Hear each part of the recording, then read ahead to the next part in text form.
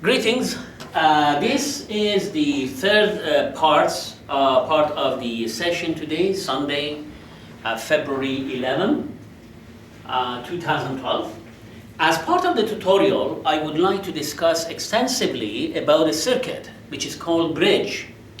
The bridge is a useful structure that is utilized, especially if you are a biomedical student. You are going to see that a number of times in future studies. And even if you're not a biomedical student, you are going to see this one way or another in a different structure. Let me tell you what a bridge is.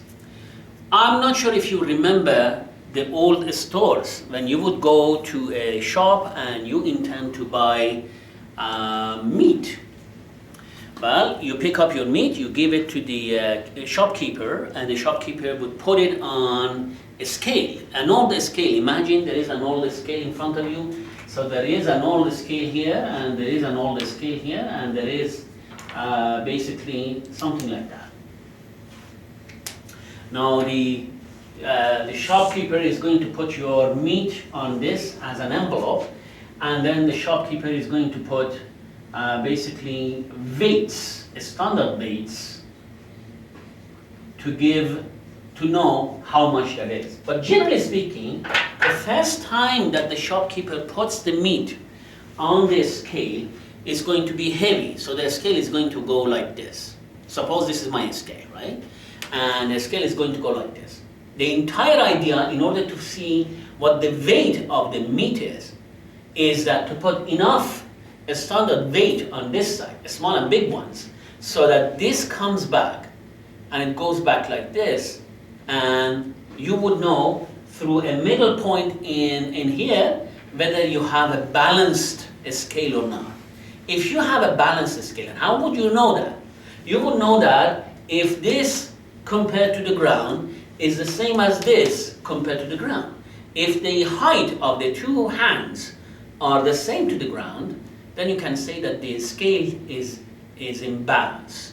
That's the way you are going to know how much the weight of the meat is. Often when we get to the components in electric circuits, often we don't know what the values are. And we would like to put them inside a scenario, and we would like to see through experimentation, through putting in more weights and adjusting the values of the resistors to get a balanced scenario. Here is my structure. This is my structure that represents a balanced scale in the old times. Okay. Suppose that R2 is not known to you. I'm going to call that Rx. The question is, how would I choose R1, R3, R4 to create a balanced bridge? What do I mean by balanced bridge? I'm going to monitor this. As the old scale, I want to know what is the height of this node versus the ground. In this case, it means the voltage.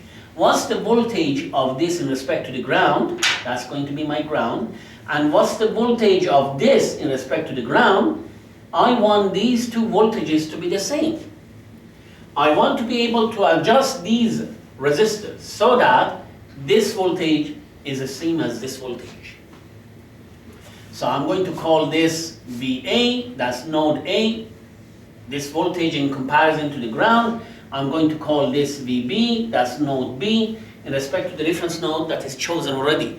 Of course, in the bridge, your reference node could be in different positions. But in this scenario, for simplicity and a fast approach to resolving this issue, I selected the bottom node of the voltage source to be my reference node. That was my rule of thumb. If you have a one voltage source, you typically pick up the negative point of the voltage source as your reference node.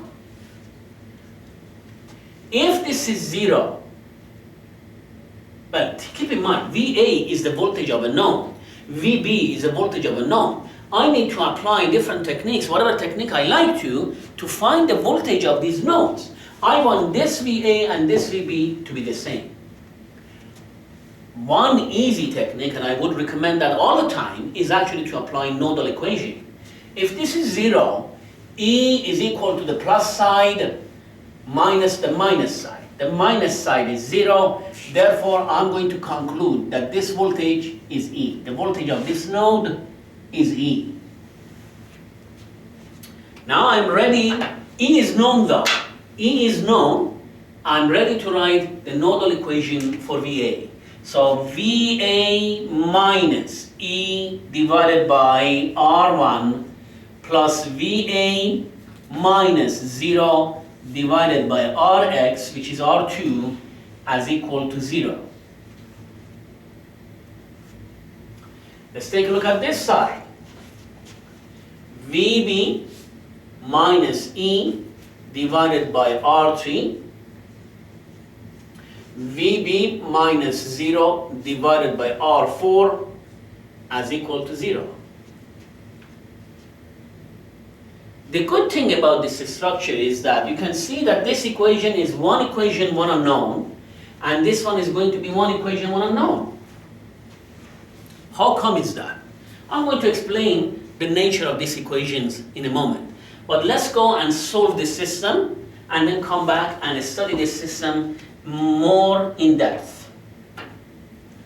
Let's grab VA only. E is known, so VA, I'm going to have 1 over R1 plus 1 over Rx.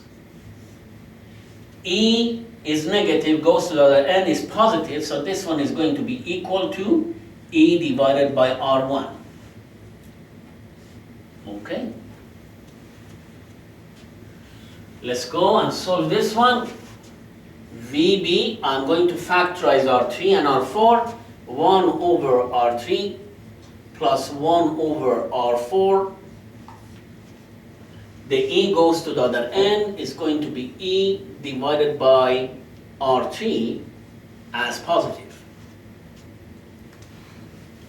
When I say VA is the same as VB, I mean something. And that means that the difference between these two nodes is supposed to be 0 voltage-wise. How do I detect that? I'm going to go in, and that's what you're going to see in bonus lab. I'm going to go in and I'm going to put in a voltmeter in between. This is not a power supply, it's a voltmeter. And the voltmeter is not supposed to have any loading effect on the design. It's supposed to have infinite impedance. Now what this one does is that it's going to give me a measure of a distance between VA and VB. I want VA and VB to be the same, which means I want this voltmeter to be reading 0. That's my intention, okay? So let's go back. I want to remove this for the sake of the simplicity. I want to find VA and I want to equal it to VB. Okay? Let's have common denominator. VA, R1, Rx, Rx plus R1 as equal to E divided by R1. You can see that this R1 and this R1 can go, and therefore VA is equal to, you can take this to the cross multiplier and then basically get this E Rx divided by Rx plus R1. So basically this is E times Rx divided by Rx plus R1. Let's solve this one. Let's have the common denominator. This one is going to be VB, R3, R4. That's R3 plus R4 as equal to E divided by R3. You can see R3 and R3 can cancel each other out, and eventually if you take this to the numerator and this to the denominator, your VB is going to be E times R4 divided by R3 plus R4. This is general. I wrote the equation, the nodal equation, and you can write this nodal equation regardless of where the reference node is. This minus this divided by this minus this divided by this as equal to 0. The same thing, this minus this divided by this minus this divided by this as equal to 0. Now that you have found what VA is and what VB is, you want these two to be exactly the same. You want them to be exactly the same. Let's take a look. So E Rx plus R1 as equal to E R4 divided by R3 plus R4. Let's simplify this once again. The E, if it is not 0, and a very good assumption, is going to be removed from both sides. And I want you to actually inverse the two ends. If you inverse the two ends, you're going to see Rx plus R1 on this side as equal to R3 plus R4 divided by R4 on this side. The reason I did the inverse, because I wanted to simplify this even further. You can actually separate this fraction now and separate this fraction now. Let's take a look and see how that separation is done. Let me remove this. It's going to be Rx plus R1 Rx as equal to R3 R4 plus R4 R4. You can see the beauty of ones on two sides. So this is 1 plus R1 Rx as equal to R3 R4 plus 1. Once again, you can remove this from the two sides of the equation and you come into a very famous formula. R1 Rx is supposed to be R3 R4. Take a look at this, and you can immediately connect at a deep level with this idea. It says this ratio has to be the same as this ratio. If these two ratios are the same, the voltages will be the same. Now, this could be 1K and 10K, and this could be 1 ohm and 10 ohm. The ratios are the same. The values don't have to be exactly the same. Of course, another criteria in designing the bridge would be to design this according to the power dissipation. If you have 1 ohm and 10 ohm, you're demanding too much current, and this current is going to be excessive. If you're saying 1K and 10K, that would be a lot better. 1K, 10K, or you can say 2K, 3K, 200, 300 ohm. As long as the ratios are the same, you can see that the system is balanced. So what I'm going to do, I know what my R1 is, I know what my R3 is. I can pick these two resistors nice and clean from my box in the lab. Then I'm going to have this as a variable resistance. You have seen a variable resistor box, a black one, which has so many nodes on it. And you're going to, this is the one you don't know already. So that's something else. So you know this is going to be 1K, 4.7K, 6.8K, you fix that.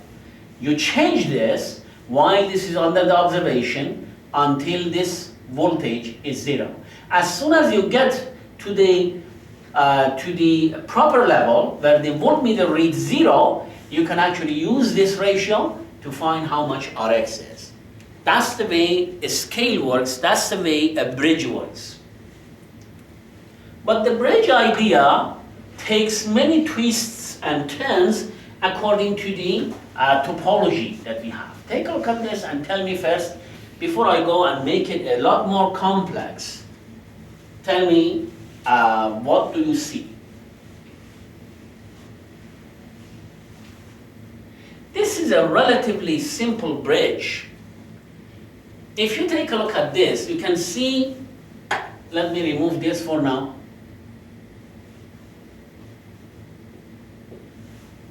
You can actually see a voltage E is in parallel with R1 and R2 in series. Do you see this one? This branch is in parallel with E. You can also see this branch is in parallel with E. You can actually pick up a line and cut the system from the middle. You can separate this. You can actually put this in the middle and cut it. So I'm going to help you see it differently. this is going to be plus minus E, then I'm going to ask you to actually see it like a normal graph we would expect in electric circuit. So that's one. It's going to be R1, it's going to be Rx, it's going to be R4, and it's going to be R3. This is in parallel with this branch, this is in parallel with this branch. If this is 10 volt, this is 10 volt, this is 10 volt. As such, I can see two separate circuits in front of me. One circuit is going to be E, then R1, R2, Rx, or R2. And then I can also see E, R3, and R4. Where are my nodes? My node is in the middle. The middle of this is going to be VA, the middle of this is going to be VB. Similarly, the middle of this is going to be VA, and the middle of this is going to be VB. I have been able to actually separate this. As long as I say it is fed properly by the same voltage source, I can see the separation in between. That's why when you take a look at this equation, you don't see VB. It's all about VA. When you take a look at this equation, you don't see VA. It's all about VB. This equation is independent, this equation is independent. So that's how we do with the bridge. One of the exam question, the midterm exam question, is always about the bridge. But it takes a few turns and forms, and you need to be ready for those turns and challenges involved. I'm going to go in and provide you a few possibilities. The structure itself is useful, but it doesn't have to be necessarily carried out for finding another resistor.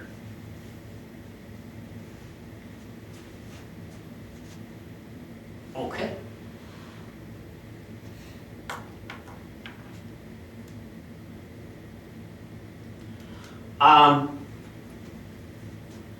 What if I come in and I claim that this node is my reference node?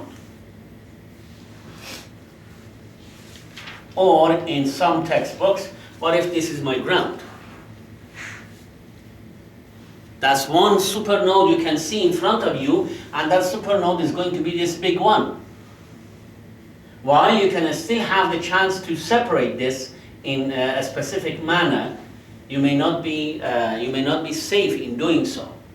What you need to do, you need to write the equations according to the new reality. I didn't do anything. I simply changed the reference node, and suddenly the challenge pops up in front of you. So,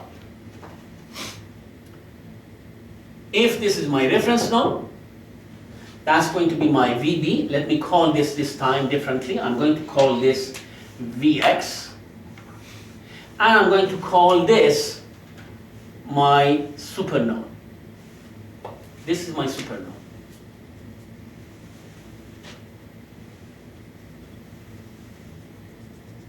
Okay?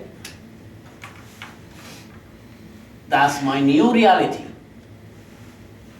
How many nodes do I have? Still I have two nodes. And you need to actually utilize a supernode concept to solve this. Now, this supernode, on one end, I'm going to call this Vy. If the negative pin is Vy, you have a plus on the other side, is equal to the plus minus the minus. Therefore, I come to a conclusion that this is Vy plus E. I need to make that realization in order to write the supernode. Now take a look at Vx. Vx is going to be still the same. You have two components, so it's going to be Vx minus Vy. So Vx minus the top node divided by R3. Vx minus the bottom node divided by R4 as equal to 0. That's the nodal equation for node Vx. How about my supernode? My supernode has 4 terms attached to it, 4 components. 2 components are attached to the north node, 2 components are attached to the south node. So I need to count 4 terms. On this node, Vy minus 0 divided by R2 plus Vy minus Vx divided by R4. That's this one. Vy minus 0 divided by R2, Vy minus Vx divided by this. I'm not done though. This is the south node, and I need to do the north node. So this is plus on the north node. I'm going to have, let's continue this please. I'm going to have Vy plus E, okay, minus 0 divided by R1 plus Vy plus E minus Vx divided by R3 as equal to 0. Same circuit, but you can see the huge challenge involved. And obviously at the end of the day, what do we expect on the Vx? Sometime a keyword in the question might actually solve a lot of issues for you. When I say this bridge, I want this to be balanced. I want Vx to be the same as V reference, because that's what the balance means to me, right? It's a voltmeter. It really doesn't matter where the reference node is. You just put in the voltmeter and you want to read 0. If that's the case, Vx is therefore, in a balanced environment, it's 0. If Vx is 0, you can safely go in and say this is 0, this is 0, this is 0, this is 0. And then you go in and you solve the system. I'm not done playing with the bridge. It's still the same structure that is very friendly to us, and I would like to attack it from a mesh point of view.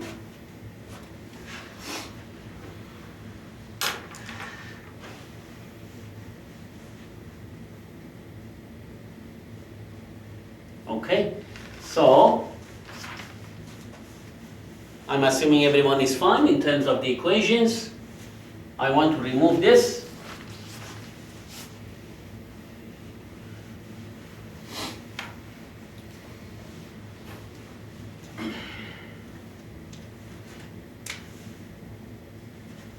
Okay.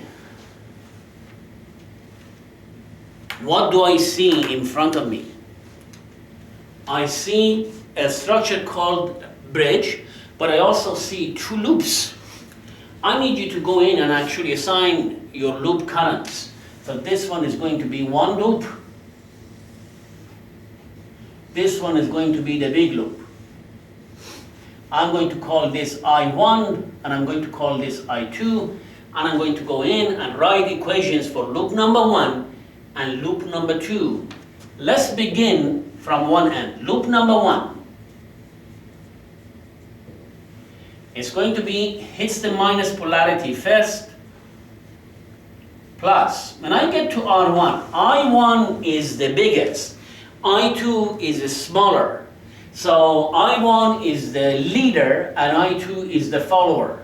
So R1, I know I1 is taking the lead. I know I2 is following it. But when I get to this component, are they opposing or are they agreeing? So the current comes in, the current goes from top to the bottom, but the current here comes from bottom to top. So they are actually opposing each other. Then I'm going to see R2. R2, I'm going to see I1 going through the component, and I'm going to see I2 is opposing it. So it's going to be I1 again, taking the lead, I2 following, however, in opposing direction. That's equation for mesh. Loop number 2.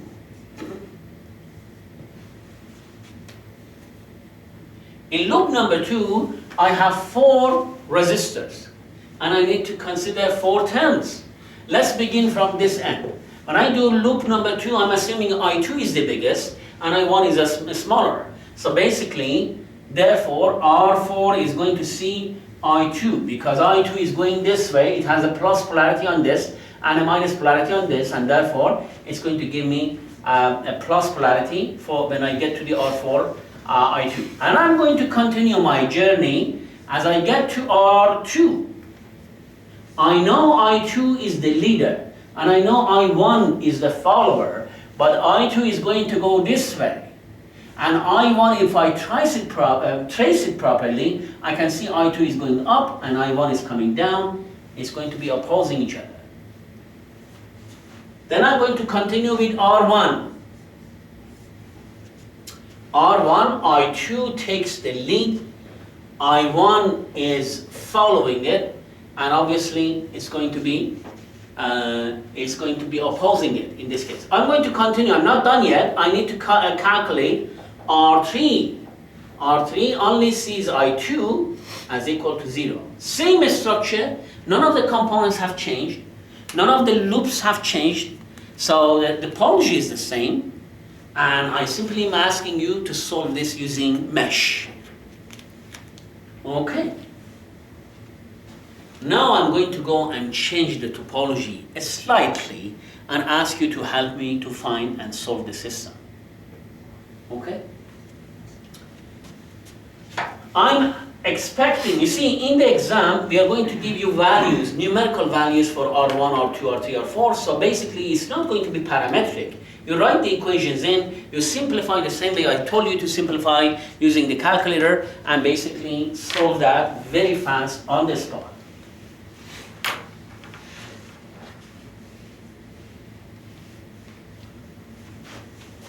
Let's take a look at this one more time. It's really worth it because this structure is going to manifest itself in so many different topics that I would like to study this as much as I can. Question. This is terminal A, this is terminal B. I need you to give me a Thevenin from the point AB.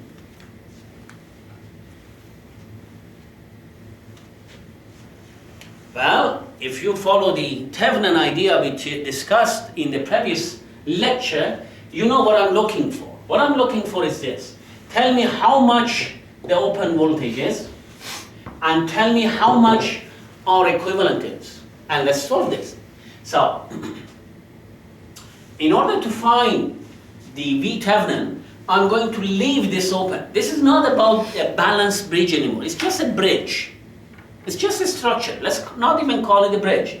It's actually called Wheatstone Bridge in the honor of a scientist who helped a lot in electric circuits. So basically,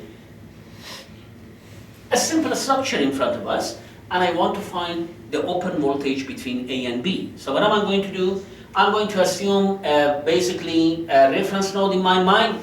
If you remember VA, since E communicates with this leg only, I can say VA is following a voltage divider, R1 and R2, and therefore VA is equal to R2 divided by R1 plus R2 times E. This part. It's open. Remember, I said it's open, and that's the key element. It is open. R2 divided by R2, that's the R rule. R2 divided by R2 plus R1 times E. R rule on this, R4 divided by R4 plus R3 times E. So, what is my VB? My VB is going to be R4 divided by R3 plus R4 times E. You are looking for an open voltage AB. VAB is equal to VA0 minus VB0. VA0 is VA. I know where my ground is. VB0 is my VB. So therefore, VAB, which is going to be my open voltage, I left it open, nothing connected, is going to be the difference. R2, R1 plus R2 times E minus R4 divided by R3 plus R4 times E. That's going to be my V Thevenin. Where is my R equivalent? This is something we have assigned I think in chapter 2 before, but I would like to explain that and see if you can see the same way the signal. If I want to go here, I need you to stand here and watch the line. And I want you to have your hands across these two nodes, okay? Your hands are there. When I say R equivalent, remember I might have a test voltage, and therefore that is no longer, it's not going to be no longer floating and open, excuse me. My intention for R Thevenin or R equivalent, when I have an independent source, is to actually shut this down to 0. When I shut this down to 0, we know that the voltage source is going to be a short line.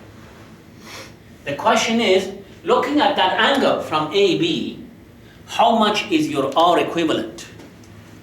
This is an assigned question from chapter 2, and we ask you to find R equivalent from this structure. Now, take a look at this. There are ways to see this properly. One way is this. If this is on a piece of a paper, right? Imagine I brought this in front of you. I want you to fold this. When you fold this, okay? I don't have a piece of paper, but that's fine. When you fold this, I want you to fold this. What happens, this node and this node, they are going to meet at one end.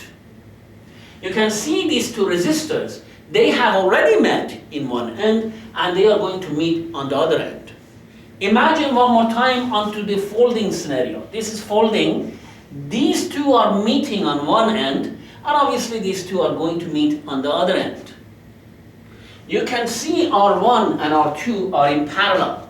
So when I take a look at this, I'm going to see my R2, I'm going to see my R4, but I'm also going to see that R1 is coming in and folding across this guy, so this is R1, and R3 is coming in and folding across R4.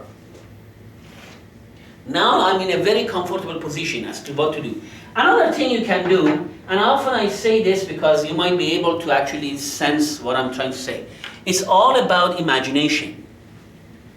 I want you to imagine that these wires are all rubber bands. I want you to pick up these two, pick up this one, and simply shake it. If you shake it, you can see what happens. It's going to fold. And it's going to fold, and you can see the components in parallel. So what do you see now from terminal A and terminal B? You are going to see one resistor that is going to be R1 in parallel with R2. That's the way we note this. And you're going to see this one that's going to be R3 in parallel with R4. And that's going to be terminal A and B. Now how much is R equivalent? R equivalent is going to be this plus this. R1 in parallel with R2. Again, go and please take a look at the solution we gave you on chapter 2. That's going to be R equivalent. So if I wanted to replace my original design by a Thevenin, I need to remove this. I'm sorry. This is my original design. Then I'm looking at terminal A and B, and I'm trying to see things from terminal A and B, and that will be my Thevenin. My Thevenin is VAB open, and my Thevenin is going to be composed of R equivalent, which is R Thevenin in this case. These are going to be my numbers. I would provide you numbers, and you are going to provide to me back the Thevenin equivalent numbers. Okay, I'm not done there with this structure. This structure is so rich in terms of different possibilities, different challenges, different understanding. And that's why we have one of these on the midterm. Let's take a look at this one more time. This time I'm going to go and slightly modify my structure. Although I'm going to say modify, but in the following scenario, it may not be much of a change either. So take a look.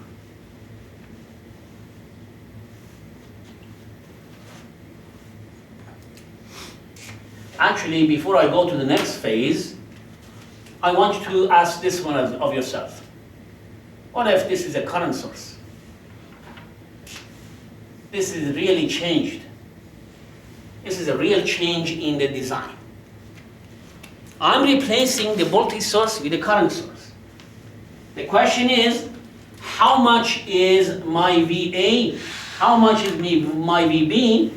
And I want VA minus VB. That's my intention. I want VA minus VB to be equal to 0 if it is supposed to be a balanced design. Well, the easiest thing to do about this, because you face yourself, in front of yourself, a current source, you can simply do a mesh. Why don't you go in and say, this is my mesh, and this is another mesh. Let's do that. You can also do 3 equations to your known nodal. I'm going to show you that. I'm going to call this Ix, I'm going to call this Iy. Ix, because it's in the same direction of the original It, Ix is already It. I know that. Then I'm going to go into this loop. And in this loop, let's begin from one end. So it's going to be R3, Iy, plus R4, Iy, plus R2. I do see Iy taking the lead, and I see Ix opposing me, plus, let's continue, R1, Iy is taking the lead, and Ix is opposing me. What is in this equation left? Of course you have all the resistors. Of course you have It already. So all is left is to find Iy. I'm asking you to please go home and put numbers in and try to solve and take it to the last stage that is to give me the numbers. Now, if you know Ix and Iy, how much is VA? Of course when I say VA, I mean in respect to a reference node. So how much is VA? Take a look at the VA minus 0 divided by R2, VA minus 0 divided by R2, that's this current, that's the Ohm law. This is the current I'm trying to find, and I need to know who is supporting me and who is opposing me. This current, I can see Ix is in the same direction, but Iy is opposing it. Well, you found Iy, you found Ix, therefore you know what your VA is. Take a look at your VB. VB minus 0 divided by R4 as equal to, how much is that? VB minus 0 divided by R4. You have only Iy to look into, and it seems to be in the same direction as my current assigned. VB minus 0 is going this way. So that's my Iy. So if I find my Ix and It and Ix and Iy, I'm going to know what my VA is, I'm going to know what my VB is. Question number 4, 5, I don't know, I lost count of this. If I have the same structure, can you give me the Thevenin between A and B? How would you find the Thevenin? How would you find the Norton between A and B? If I wanted to solve the same structure using nodal equation,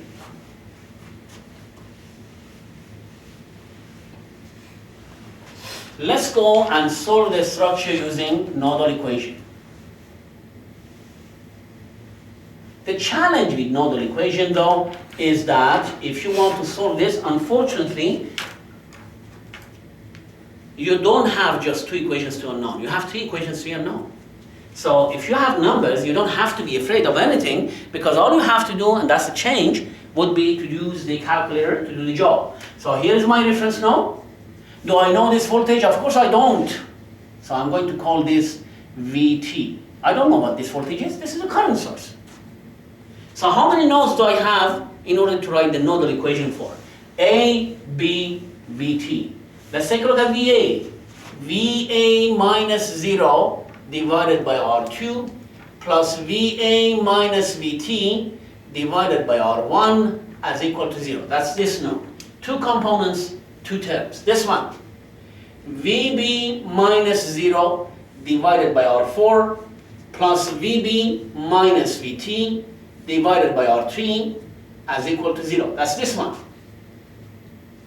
Let's take a look at VT. And that's because this is a current source, VT is not fixed, so I have to write the equation necessary. IT is entering the node, it's negative. Then I'm going to have VT minus VA divided by R1. VT takes the lead or the king of the system minus VB divided by R3 as equal to 0. 3 equations, 3 unknown.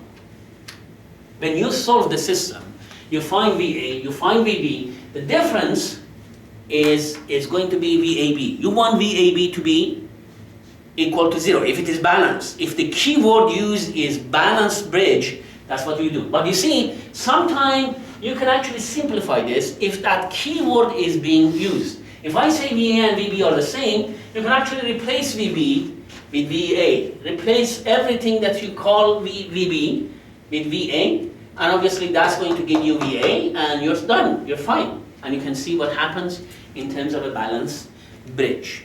I'm not done yet. So the same issue with the current source, what is going to be your Thevenin? Same issue with the current source, what is going to be your Norton? Let's take a look at another game that sometimes we play.